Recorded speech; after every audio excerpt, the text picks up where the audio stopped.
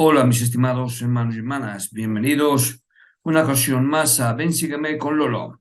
En esta ocasión vamos a estudiar los capítulos 11 y 12 de Mateo y Lucas 11.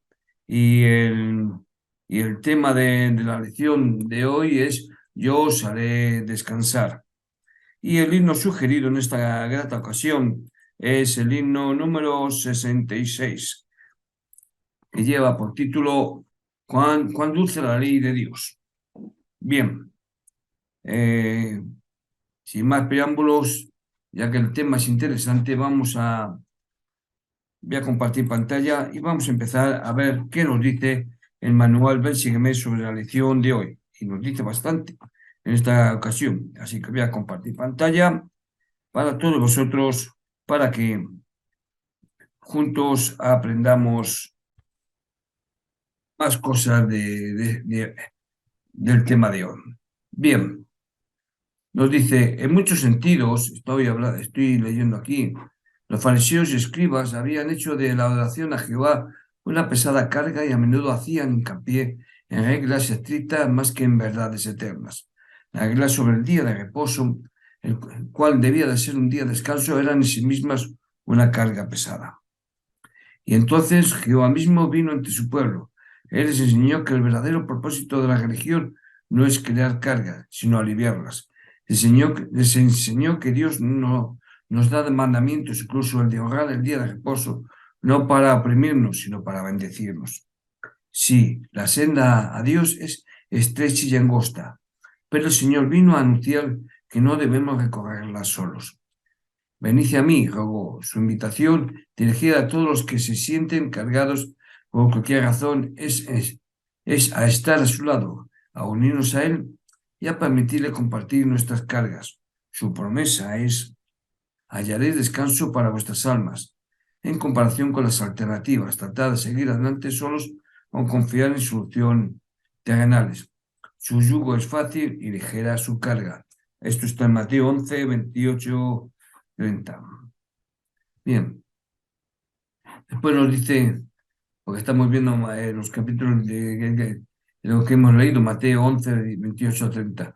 Todos nosotros llevamos cargas, algunas son resultado de nuestros propios pecados y errores, otras son causadas por las decisiones de otras personas, mientras que algunas no son culpa de nadie, sino que simplemente forman parte de la vida terrenal. Independientemente de las razones de nuestras dificultades, Jesús nos suplica que vengamos a Él para poder ayudarnos a llevar nuestras cargas y hallar alivio. El leer de David Oberna enseñó: el hacer y guardar convenios sagrados nos ata al Señor Jesucristo y al yugo junto a Él. Esto es está en la Leona de mayo de 2014, en la página 88, con el discurso de soportar sus cargas con facilidad. Pero, teniendo eso presente, reflexiones sobre preguntas como las siguientes para entender mejor la palabra Salvador en estos versículos. ¿Cómo me ata mis convenios el Salvador y al yugo junto a Él? ¿Qué tengo que hacer para venir a Cristo? ¿En qué sentido el yugo del Salvador es fácil y ligera su carga? Y luego, en Mateo capítulo 12, los versículos 1 al 13, en los días de reposo hacer el bien. Y las enseñanzas de los fariseos diferían de las del Salvador de muchas maneras, pero especialmente en cómo honrar el día de reposo. Al leer Mateo capítulo 12, versículo 1 al 13, podríamos evaluar que tanto su propia actitud y acciones con respecto al día de reposo se hallan de acuerdo con la enseñanza del Salvador. Para hacerlo, podemos reflexionar sobre afirmaciones como esta: misericordia quiero y no sacrificio. Oseas 6:6. El Hijo del Hombre es Señor del día de reposo. Capítulo 12, versículo 8. Es lícito los días de reposo hacer el bien. Capítulo 12, versículo 12. Eh, y, y luego,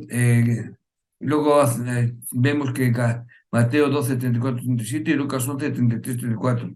Mis palabras de cena reflejan lo que hay en mi corazón.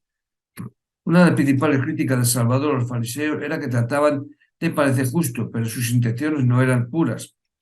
Y luego dice: al estudiar las administraciones de Salvador a los fariseos, que se encuentran en capítulo 12, 34, 37 y Lucas 11, 33, 44, meditemos sobre la relación que existe entre nuestro corazón y nuestras acciones. Y esto básicamente es lo que nos dice el manual respecto a la lección de hoy. Ahora vamos a ver lo que dicen los estudiosos al respecto. Entonces vamos a ver primero Mateo 11 y después veremos Lucas. Adelante. Bueno, el capítulo 11 dice, eh, vemos primero el versículo 1, dice, concluido el segundo gran discurso de Jesús, el evangelista gavilla en los capítulos 11 y 12 una serie de episodios sueltos, tomados en ocasiones de la fuente Q, Lucas 7, 18 y 35, sin línea argumental precisa. El primero de ellos, es decir, el capítulo 11, versículos 2 al 15, versa sobre la figura de Juan el Bautista, y es lo que vamos a ver. Vamos a ver vamos a ver hasta los versículos del 2 hasta el 19. Entonces dice, el versículo 2, Jesús, la mayoría de los manuscritos leen del Cristo, pero hasta aquí Mateo ha designado a Jesús por su nombre, no por su título. El códice Beza ofrece la lectura más probable, Jesús. Sus discípulos, Lucas 7, 18, dice que eran 12. Algunos traductores se toman el lujo de rectificar a Mateo y escriben 2 discípulos, sin apoyo alguno documental. Es probable, sin embargo, que un copista originario confundiera Dios con Dios, por medio de versículo 3, el que tenía que venir. Normalmente se entiende esta rara expresión en el judaísmo como referida al Mesías, y Mateo parece entenderlo así ante otras respuestas que pone en boca de Jesús. Sin embargo, casi la misma expresión, Jo Mellón Chestani Tai, no se refiere al Mesías, sino a su precursor. En realidad, la cita de Mateo 3.1, puesta en boca de Jesús perdón, Mateo, Malaquías 3.1, la cita de Malaquías 3.1 puesta en boca de Jesús en el versículo 10 se entendía normalmente en el judaísmo como referido al Mesías, que era el precursor del Dios mismo. Y Malaquías 3.23 dice que el precursor del Mesías es Elías. Es posible que Mateo esté manejando y cambiando una posible fuente que en su versión original reconocía a Juan Bautista como el Mesías. Versículo 4. Jesús respondió, literalmente respondió y dijo, un hebraísmo, Guay, Hana, Guay, Omer. En su respuesta, Jesús no hace alusión a su predicación, sino a sus obras. La lista de estas remite a los pasajes mesiánicos del profeta Isaías 29:18, 35:5, 42:18, 61:1, y a los milagros de Elías y Eliseo, Primera de Reyes 17, 17:24, Segunda de Reyes 4:18, 37 y 5:1-27. Sirva de tropiezo. Esta frase que se halla en la fuente Q está un poco fuera de lugar y se refiere más bien a los que abandonarán a Jesús en la muerte. 26, 39, 33, y en los últimos tiempos, 24 días. El término escandalón, en hebreo kashchal, aparece solo en los escritos griegos judíos. Indica un obstáculo o un tropiezo. Véase Isaías 8:14. En el uso moderno tiene un campo semántico mucho más amplio que incluye el ruido. Versículo 8. Bien vestido. La expresión malacos podía aplicarse a sujetos afeminados. Versículo 10. De quien está escrito Mateo, siguiendo la fuente Q, combina Malaquías 3.1 en una versión distinta de los 70 con Éxodo 23:20, de modo que el mensajero Juan no prepara el camino de Dios, sino el de Jesús. Versículo 12, violencia. Este verbo tiene en griego siempre un sentido negativo. No podía traducirse por esforzarse, sino, en todo caso, en voz media, que uno se hace violencia a sí mismo. La interpretación de la frase ha llevado de cabeza a los intérpretes. Lo más correcto es asumirla literalmente, puesto que Juan será ejecutado por Herodes 14:1-12.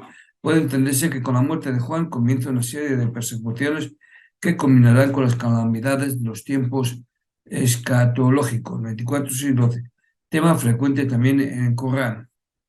De hecho, a partir del presente pasaje, la narración de Mateo abunda en episodios de desencuentro de Jesús con su entorno. Versículo 14, Elías.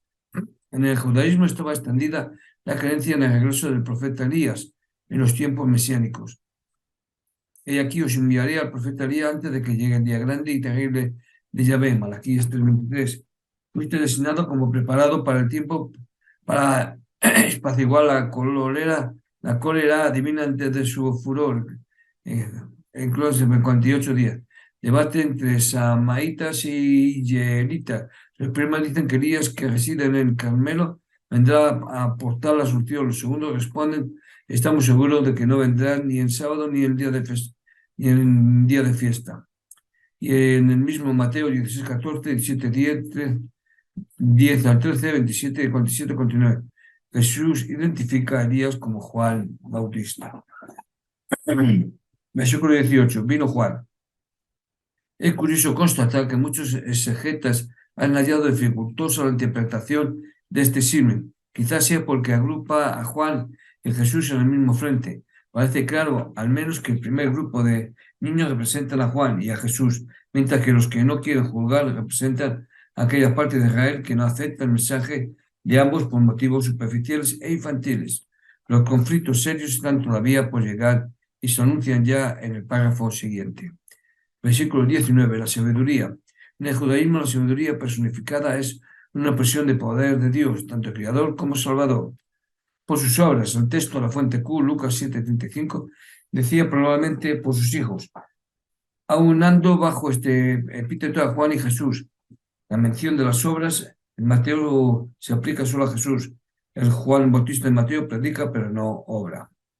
Bien, se me ha olvidado comentaros que Mateo 11 tiene 30 versículos. En Mateo 12 tiene 50 y Lucas 11 tiene 54 versículos. Se me había olvidado comentarlo para que lo supieses. Bien, ahora vamos a ver reproches a las ciudades, que si lo podemos comparar con Lucas 10, versículos 13 y 15, que ya hemos visto en anteriores ocasiones. Y comprende los versículos del 20 al 24. Bien, y esto es corto, ¿no? Lo tenemos aquí. Versículo 20-24, ¿qué nos dice? Recriminar, Sodoma. Los versículos 20 al 22 y parte del 23 proceden de la fuente Q. Lucas 10, 13, 15. Mateo ha narrado ya que Jesús enseñaba y curaba en las ciudades de Israel. 9, 35. Pero solo mencionó Cafarnaúm. 4, 13. Aquí nos enteramos de los nombres de otras dos localidades. Corazín, transcrita a veces como Corazaín, al norte del lago de Galilea, y Besaida, a la orilla del lago. La condena de las ciudades refractarias en general estaban ya anunciadas en el capítulo 10, versículos 13-15. La maldición de Cafarnaúm evoca la de Isaías contra Nabucodonosor. Dijiste en tu corazón, al cielo subiré, por el contrario, al infierno has sido precipitado. Isaías 14, 13-15. Ahora bien, Jesús, según Mateo, sigue curando y enseñando en las ciudades de Galilea. Capítulos 12 al 15. El pasaje es, por tanto, una creación de las comunidades cristianas que constataban la residencia de los judíos al aceptar el mensaje de Jesús. Nótese la insistencia de Mateo en presentar los milagros como garantía de la predicación de Jesús. Y ahora vamos a ver los 5 últimos versículos. El Padre y el Hijo, podemos comparar con Lucas, capítulo 10, versículo 21 al 22. Versículo 25. A los sabios y a los entendidos. El pasaje 25 a 27, es decir, el versículo 25 a 27, proviene de la fuente Q, Lucas 10, 21 a 22. La alusión a los sabios y a los entendidos es moderadamente despectiva y podría haberse inspirado en Isaías, según los 70. Fracasará la sabiduría de sus sabios y la inteligencia de sus entendidos. Isaías 29, 14. Texto citado por Pablo en 1 Corintios 1, 19, en sentido despectivo. Versículo 27. Todas las cosas lo quieren revelar.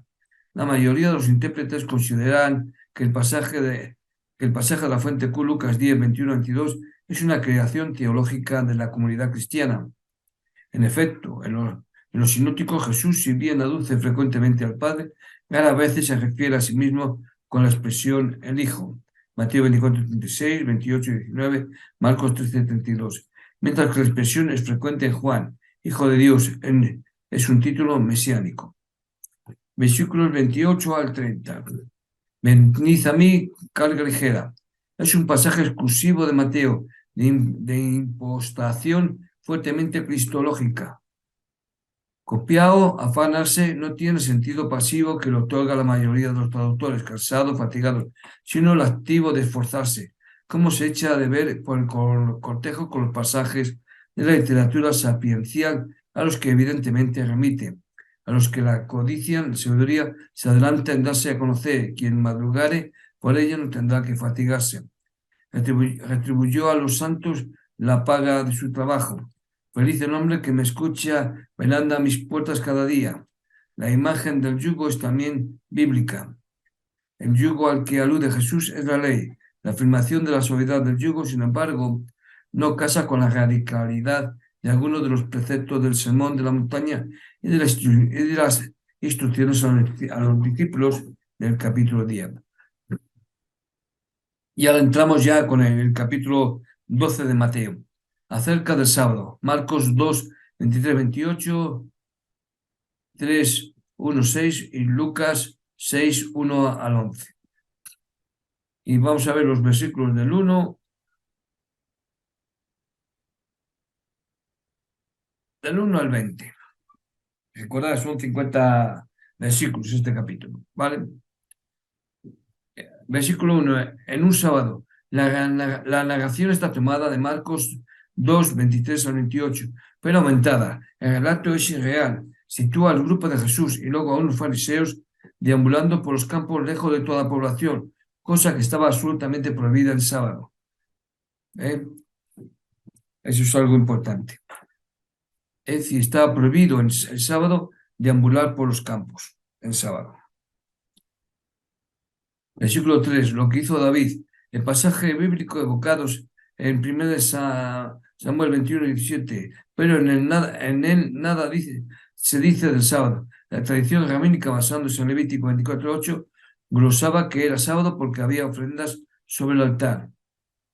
Versículo 5, violar el sábado. El día del sábado ofreceréis 2 corderos añales sin defecto. Número 28:9. Versículo 7, misericordia quiero. Oseas 6:6. Debe entenderse como una negación dialéctica propia del hebreo, que no implica la negación absoluta de la segunda parte. Puede parafrasearse como prefiero la misericordia de los sacrificios, o más que el pasaje de Oseas 6:6 ha sido traducido ya en el 9:13. Versículo 8. Señor es del sábado. El concepto clave de la parte explicativa del relato es misericordia. La misericordia como esencia de la ley es más importante que el templo y que el sacrificio.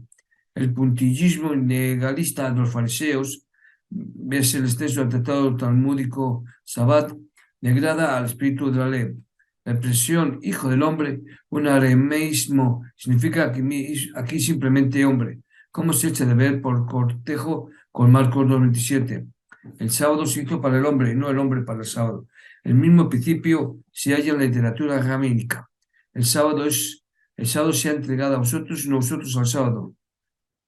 Es decir, me quilta sobre el Éxodo 23:13. El sábado fue instituido para el hombre y no el hombre para el sábado.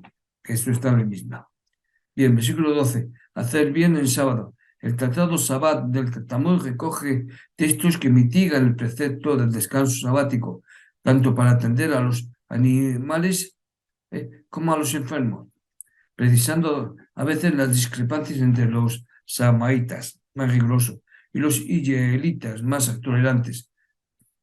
Bueno, luego esto de lo del Talmud me lo salto. Simeón ben Eleazar, en nombre de Simeón ben Jarín, decía, es decir, son eruditos judíos, ¿vale?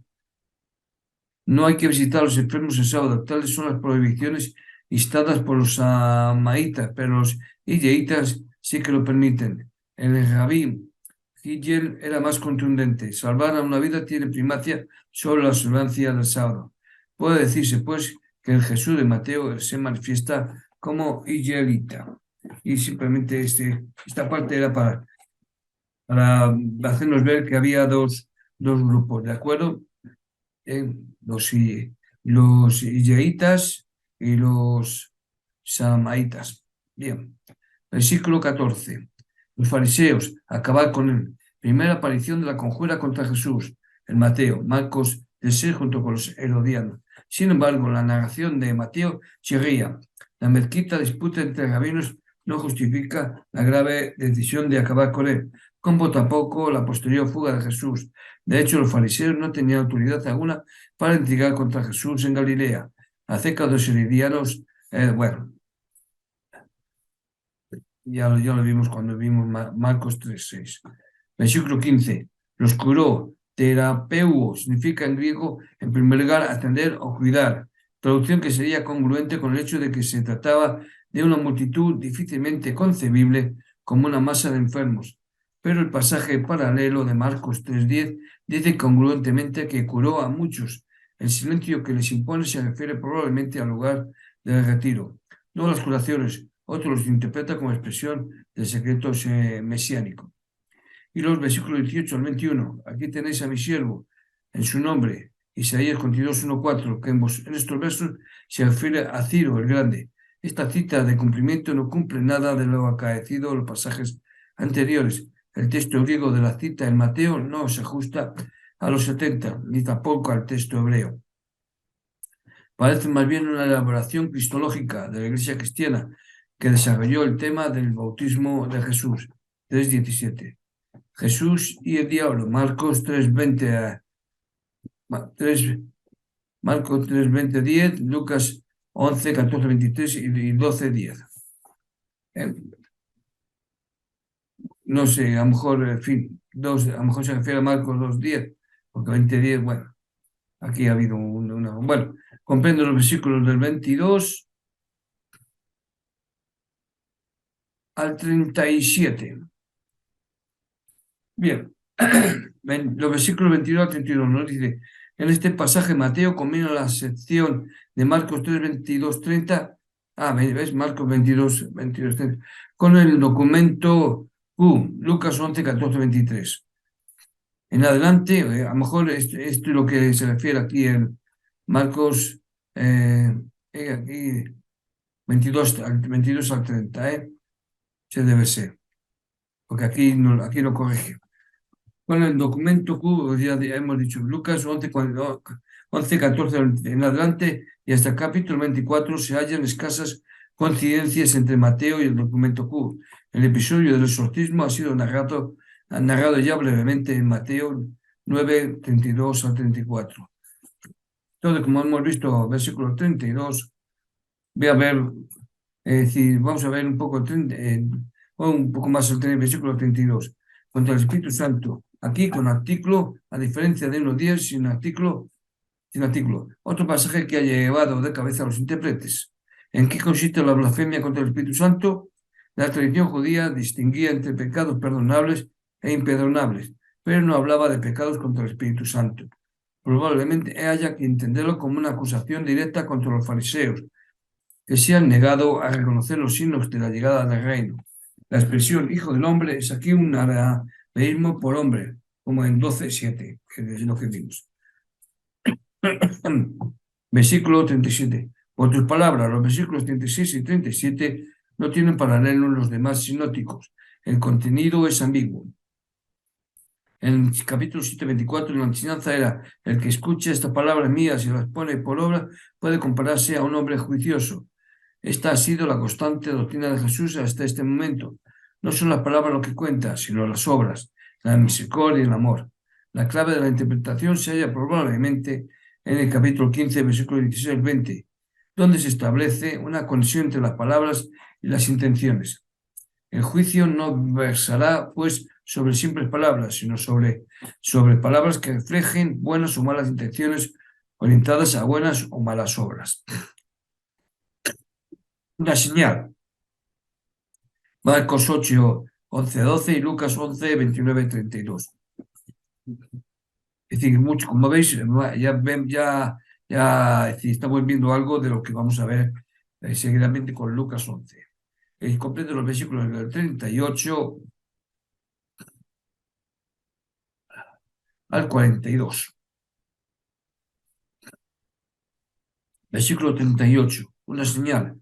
El pasaje, es decir, los versículos del 38 al 42 provienen de la fuente Q, 11, 29, 32, y hace doblete con 16, 1 al 4. se empareja a los escribas o los fariseos. Ver capítulo 23, del 2 al 29. La señal que piden no es un milagro. Jesús ya lo había hablado ante ellos, ya los había hablado ante ellos, sino un signo de identificación como enviado de Dios. Versículo 40.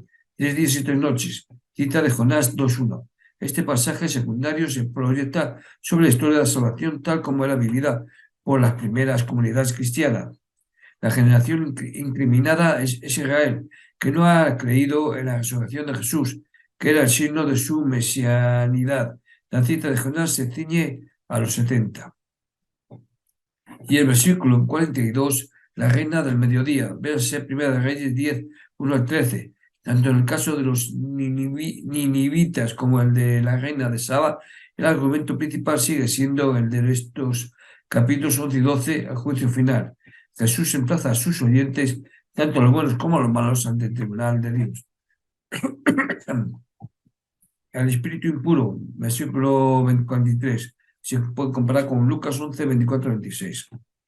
El espíritu inmundo, el pasaje de los versículos que comprende 43 a 45, procede de la fuente Q, Lucas 11, 24, 26. Es una breve parábola colocada aquí sin razón aparente. Responde a la demonología judía. Los ángeles castigadores hicieron los servidores de Satán y sedujeron a los habitantes de la tierra. Los habitantes de Sodoma adoraban a seres que no podían beneficiarse de demonios que les hacían el mal, pues los demonios tienen la costumbre de entrar en los seres humanos y derribarlos. Cifres sobre el Deuteronomio 32:17. Dios concedió a Salomón el don de conocer los ardides para combatir a los demonios y distintos tipos de exorcismos con los que los posesos expulsan tan radicalmente a los demonios que ya no vuelven a apoderarse de ellos. Esto está en el promedio de los escritos de Flavio Josefo, Antigüedades, capítulo 8, 2.5. Bien, ahora vamos a ver la madre y los hermanos. Marcos, capítulo 3, 31, 35 y Lucas 8, 19, 21. Y comprende los versículos del 46 al 50. El versículo 46. En los episodios inmediatamente anteriores, Jesús dialoga con los escribas y los fariseos, no con la multitud. Mateo ha asumido inadvertidamente la situación de su fuente. Marcos 3, 31, 34, que se introduce en la multitud. Mateo no recoge la dura escena en la que los parientes de Jesús intentan llevarlo porque está fuera de sí. Marcos 3, 20. Versículo 47. Tu madre y tus hermanos. Este versículo, no el 48, que es repetitivo, falta en algunos manuscritos importantes. Los hermanos y las hermanas de Jesús son mencionados un poco después en 13, 53, 56. Esta información de Mateo no contradice su clara afirmación de que Jesús era hijo de María y no de José. 1.19, pero corrobora el significado de 1.25 y no tuvo relación carnal con ella hasta que parió un hijo. Para Mateo, pues, Jesús era el hijo primogénito de María y los demás hermanos eran hijos carnales de José y María. Por otra parte, los evangelistas se hacen eco con mayor o menor intensidad de las discrepancias de Jesús con su familia. Marcos 6.4, Juan 7.5, Jacobo, hermano de Jesús, llamado el justo, ninguneado en los evangelios, presidió luego la comunidad de Jerusalén. Y luego, bueno. Y luego ya hasta aquí hemos visto a Mateos los capítulos 11 y 12. Ahora vamos a ver a Lucas capítulo 11, que ya hemos visto un poco de ello. Así que sin más, voy a compartir pantalla y vamos a ver el capítulo 11 de Lucas. Bien, entonces el capítulo 11 empieza con el Padre Nuestro, que se puede comparar con Mateo 6, 9 al 13, y comprende los versículos del 1 al 4. Dice los versículos del 1 al 4. Lucas comparte con Mateo esta oración, aunque el texto de nuestro evangelista es más breve y por tanto es más cercano al original. La lectura más breve es la preferible, aunque alguna formulación lucana de la plegaria esté acomodada al uso griego. Es posible que Lucas haya eliminado voluntariamente la introducción de Q, Mateo 6, 7 y 8, porque muestra un desprecio jesuánico por los gentiles. No sabemos si esta oración procede originalmente de Jesús o si éste la tomó del Bautista. De cualquier modo, expresa bien los deseos del grupo de Juan y de Jesús mismo como su continuador. El original fue pronunciado probablemente en arameo, lengua coloquial, y no en hebreo. En todo caso, el texto actual proviene de Q y no parece haber duda alguna de su autenticidad. En general, el Padre Nuestro es una oración totalmente judía y tiene notables paralelos con el Kaddish, otra oración de la época, como con Avinu Malkun, Padre Nuestro, Rey Nuestro, y con algunas de las peticiones de las 18 bendiciones, quizás de final del siglo I de la era cristiana. En este capítulo hay otras dos secciones que tratan el tema de la oración, la palabra del amigo importuno, versículos de 5 a 8, y la invitación a suplicar a Dios insistentemente, los versículos 9 al 13. Los estudiosos creen que este encadenamiento de pericopas no se debe a Lucas, sino al uso de la catequesis de su tiempo. Bueno, no voy a extenderme porque básicamente hemos hecho ya un resumen, así que sigamos. Bueno, ahora vamos a ver la parábola del amigo inoportuno, de los versículos del 5 al 8. Del versículo 5 al 8, estos versículos que no tienen paralelo con los otros evangelistas, más los versículos 9 al 13 que proceden de Q, insisten en la importancia de la oración continuada. Un paralelo en el tema se halla en el capítulo 18, 1, 8, la viuda pobre y el juez inicuo, donde dice Lucas, les decía una parábola sobre la necesidad de orar siempre y no desfallecer. Bueno, y los versículos del 9 al 13, la existencia de la oración, como ya hemos visto. La crítica está dividida en cuanto a la autenticidad de estos versículos, ya que la existencia de la oración es típicamente judía, propia de Jesús y luego cristiana, y más bien rara entre los paganos. Unos comentaristas piensan que se trata de exhortaciones comunes y que pudo ser Lucas el que las añadiera. Teniendo en cuenta el paralelo bastante parecido de Mateo, es posible que así fuera. El evangelista insertó la breve parábola en el contexto de Q. Para otro, la parábola tiene todos los vistos de ser auténtica, aunque el final, un Espíritu Santo, sea una interpretación personal de Lucas, versículo 13. La diferencia fundamental con Mateo 7:11 es que en este evangelio el Padre Celestial otorga buenos dones, cosas buenas a los que le piden. En Lucas, el Padre otorga un Espíritu Santo, como se ve en Hechos 2, 8, 15, 10, 44, etc. Por tanto, puede ser el lenguaje de la Iglesia primitiva. Bueno, voy aquí que hablan de los versículos 11 y 12. Lo dice, los manuscritos ofrecen dos lecturas para estos versículos.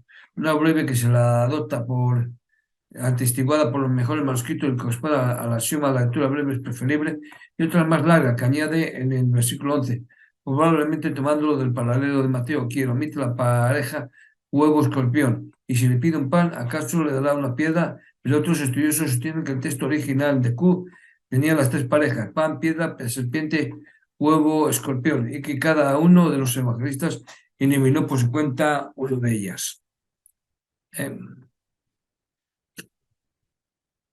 Bueno, pacto con el jefe de los demonios. Sí, esto es que expulsaba a los demonios mediante Belcebú. Bueno, entonces se puede comparar con Marcos 3:27, 20-27 y Mateo 12:20-30, que es lo que no hemos visto antes. Y cumpliendo los versículos del 14 al 23.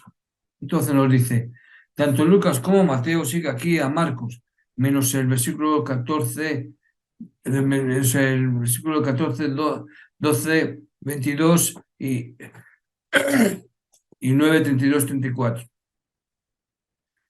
de Mateo, que procede probablemente de Q. La crítica estima en general que el núcleo del pasaje, la acusación de magia o pacto demoníaco formulada contra Jesús y la palabra del hombre fuerte, versículos 21-22, procede de Marcos. La historia de tradición de este pasaje es complicada.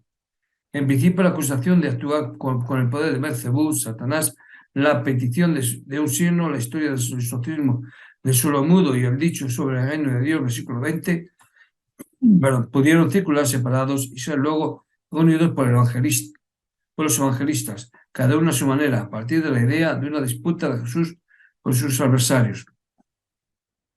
Y voy a leer, deciros, vamos a ver lo que significa esto es decir, el versículo 15. Belcebú probablemente es el nombre de la divinidad cananea más poderosa. El significado del Belcebú o Zebut es impreciso. Señor Baal de la existencia elevada, Zebul del cielo, o bien en plan de burla, señor de las moscas, Baal Zebú, o señor de los del estercolero, Baal Zebel. Como los dioses falsos son en realidad los demonios, el versículo 18 lo precisa como Satanás. Belzebul es llamado Beliar en 2 Corintios 6:15 y no aparece en otras fuentes judías que conocen diversos nombres del jefe de los espíritus malvados como Semiazá, Uza y Azael y Metel Pecus, ascensión de Isaías.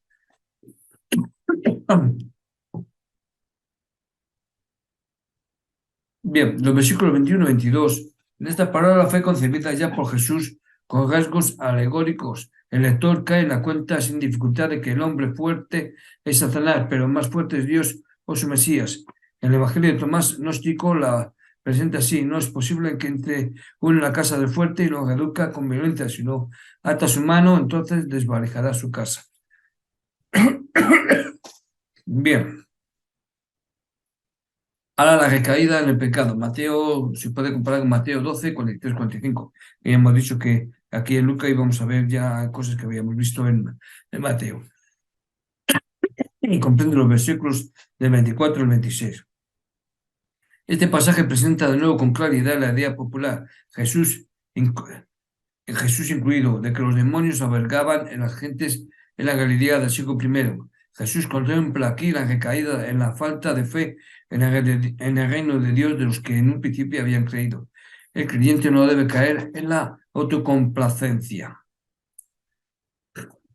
Luego ahora vamos a ver los versículos, alabanza de la Madre de Jesús, versículos 27 y 28. Esta escena es solo de Lucas y debe contrastarse con 1:45 y 8:19-21. La idea de fondo es similar: oír la palabra de Dios y guardarla superior a las obligaciones familiares. Creer en Dios y su Mesías es incluso superior a su madre biológica. Los críticos observan que las expresiones propias del vocabulario y estilo lucano son tan numerosas en esta breve pericopa que muchos la han considerado una creación total del evangelista. Le serviría para contrarrestar el despego de Jesús por su madre y familia de 8:21. Mi madre y mis hermanos son los que oyen la palabra de Dios y la ponen por obra. Pero también es posible que Lucas construya a su manera un apotegma, una breve escena que concluye con una frase contundente de Jesús, ya tradicional y que expresaba una bendición común. Véase, por ejemplo, en Génesis 10, 49-25, bendiciones divinas de los pechos y del seno. Versículo 27-28, dichoso el vientre y la cumplen. El Evangelio de Tomás Cotto la presenta así, uniendo el texto con Lucas 23-21. Una mujer que había entre la muchedumbre le dijo: bendito el vientre que te aportó y los pechos que te alimentaron. Él le dijo: benditos los que han escuchado la palabra del Padre y la han verdaderamente observado. Pues habrá días en que diréis: bendito el vientre que no concibió y los pechos que no amamantaron. El signo de Jonás, Marcos 8, 11, 12, Mateo 12, 28, 42 y 16 y 1 al 4. Y comprende los versículos del 29 al 32. La imagen de Jesús en esta pericopa, estamos aquí, en esta pericopa no es solo la del Mesías de la salvación, sino la de la condenación para aquellos que hacen caso omiso de su proclama del reino. El pasaje revela, por tanto, la alta autoestima de Jesús. Igualmente, el pretendido contraste con Juan el Bautista, presentado por muchos intérpretes como el predicador exclusivo de juicio, Jesús exclusivamente como lo contrario, el de la salvación. No es exacto, voy a ser 23-30. Por otro lado, la crítica está de acuerdo en la autenticidad, al menos nuclear, del conjunto de dichos jesuánicos de este pasaje. cuya base es en parte Marcos, versículos 29 a 30, y en parte Q, para el resto, es decir, la elevada autoestima de Jesús. Pero es posible que en la disposición actual de la pericopa hayan influido motivos del diálogo de cristianos con judíos increyentes acerca de la cerrazón de la mente de estos y se haya introducido adiciones explicativas a las palabras originales de Jesús. Y vamos a ver la parábola de la luz, versículo 33. Sigue el discurso de Jesús a las gentes congregadas en torno suyo. Versículo 29. Pero resulta extraño que Lucas, que no gusta de las repeticiones, presente de nuevo un dicho jesuánico que ya ofreció en 8:16 y que proviene de Marcos 4:21, a juicio de la crítica. Es posible que el caso presente proceda de Q y encontrará la sentencia lo suficientemente importante como para repetirla con algunas modificaciones.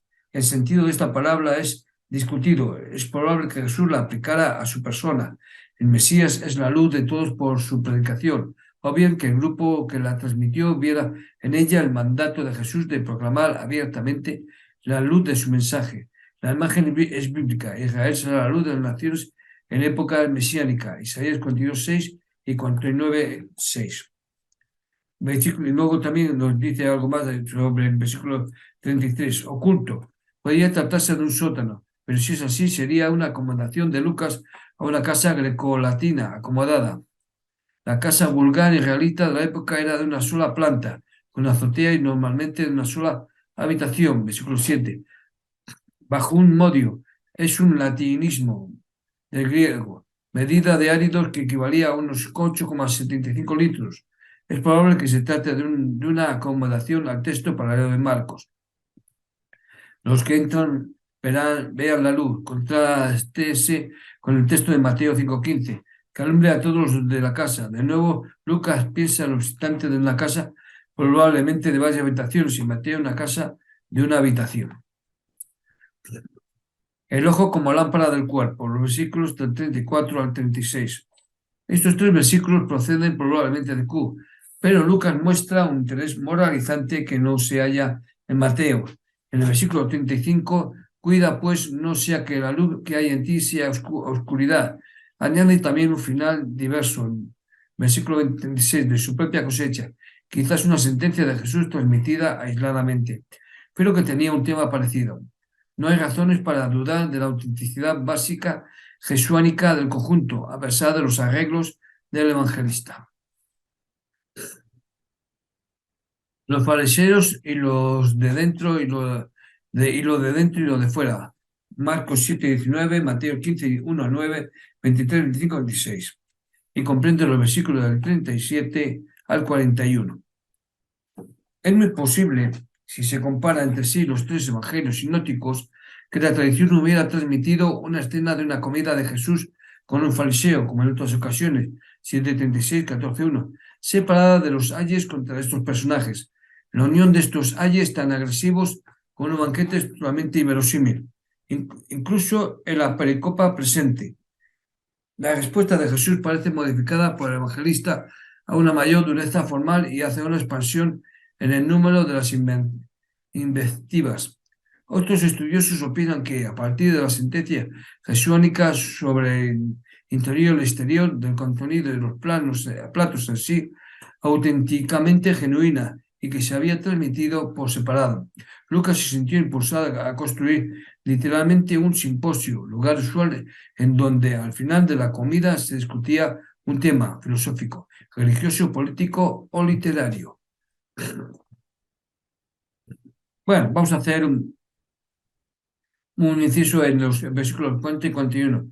Lo de dentro, dad con limosna lo que tenéis. Esta conclusión es de una lógica poco convincente, porque tal como está, el texto griego mezcla una discusión acerca de la pureza exterior-interior con la limosna, que es ciertamente una de las obras de misericordia de los judíos, pero aquí parece no venir a cuento. Se ha propuesto que el griego actual procede de un error de lectura en la frase aramea de Jesús. Este dijo originalmente purificad, arameo de aquí, lo de dentro, lo que tenéis en vuestro interior, y todo será limpio para vosotros. El vocablo de aquí fue leído como zaquí, da limosna, cosa muy posible. pues el Dalet se confundía fácilmente con la escritura con el Zayim. Era cuestión de un trazo más o menos prolongado.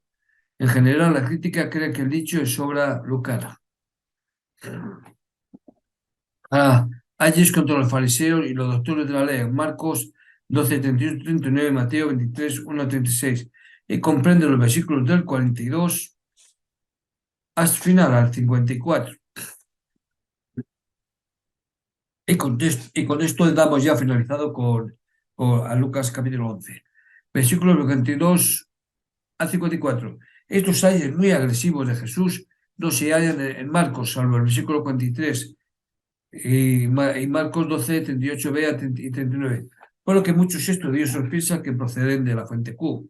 Es posible, pero como el orden en que aparecen en Mateo y Lucas es muy distinto y como el Evangelio de Tomás presenta a dos de ellos en un contexto muy diferente, versículo 52 dicho 39, versículo 40 dicho 89, no es factible rastrear cómo podía ser el original de Q y quién de los dos evangelistas respetó el orden primero. En general se sostiene que Mateo amplificó su fuente y Lucas la abrevió. El evangelista presenta a Jesús como un profeta clásico que emite oráculos de juicio contra quienes falsean la ley de Moisés o tienen una moral diaria reprobable. En el original, las maldiciones podían ser una diatriba interna entre fariseos, legistas y Jesús que no suponía un rechazo absoluto de esos grupos. Mateo, sobre todo, exagera la enemistad. En total de las amenazas son 7, número de la plenitud, divididas en 4 contra los fariseos y 3 contra los juristas. Y como ya he dicho, hasta aquí el tema de esta semana. Eh, espero que haya sido de vuestro agrado y espero que nos podamos volver a ver la próxima semana y aquellos que han venido por primera vez, espero que pueda seguir contando con todos vosotros. Gracias y que tengáis buena semana, sed buenos, portados bien y nos vemos pronto. Hasta luego.